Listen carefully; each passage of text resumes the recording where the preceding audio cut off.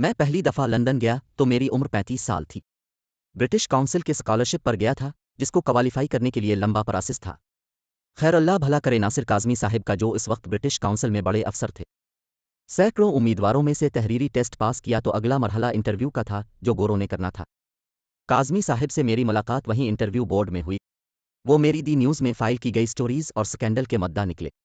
उन्होंने गोरों पर मुश्तमिल इंटरव्यू पैनल को मेरा तारुफ ही कुछ ऐसा करा दिया कि अंग्रेज़ खातून और मर्द बोले, कहा ठीक है मिस्टर काज़मी, जो आप मुनासिब समझ। काज़मी साहिब ने यही मुनासिब समझा कि मुझे इंटरव्यू में पास कर दें।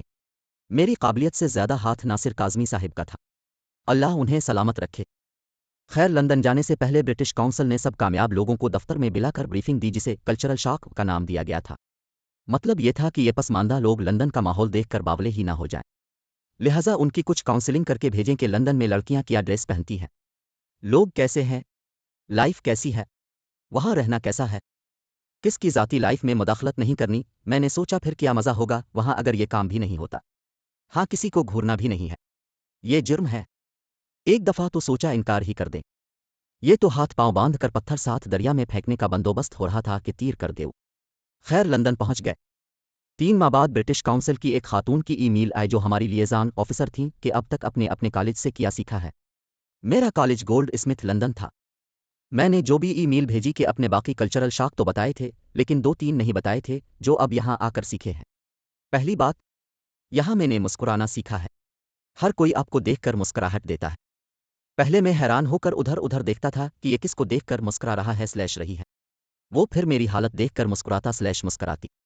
फिर खूबसूरत गोरी लड़कियों ने मुस्कुराहट देनी शुरू की तो मैं शर्मा जाता कि ये क्या चक्कर चल रहा है।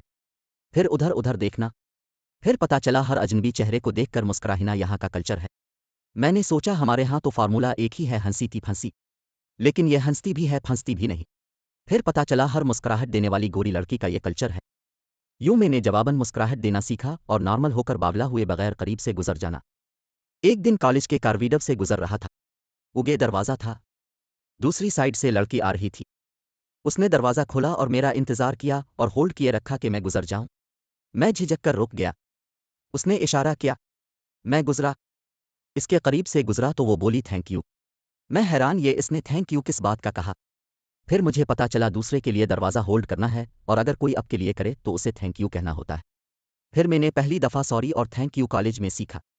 अपने क्लास फेलोज़ और कॉलेज फेलोज़ और कुंटीन बस ट्रेन हर जगह यही 2 लफ्ज़ रोज़ाना सैकड़ों दफ़ा सुने। अब 3 माह बाद मैं किसी अजनबी के लिए दरवाज़ा होल्ड करता हूँ, खूबसूरत चेहरों को देखकर मुस्कुराता हूँ। मैं थैंक यू और सॉरी करता हूँ। जब ये ईमेल इस खातून अफसर को मिली तो उनका जवाब आया, मिस्टर रऊफ, हमने आपके कॉलेज की 18,000 पाउंड्स फीस सिर्फ दरवाज़ा होल्ड करने, मुस्कुराहट देने, थैंक यू सॉरी सीखने के लिए दी थी या वहाँ पढ़ने के लिए। ये मैनर्स तो आपको बचपन में सीख लेने चाहिए थे। मैंने जवाब लिख भेजा। अब दुरुस्त कहती हैं मीडियम। I am sorry.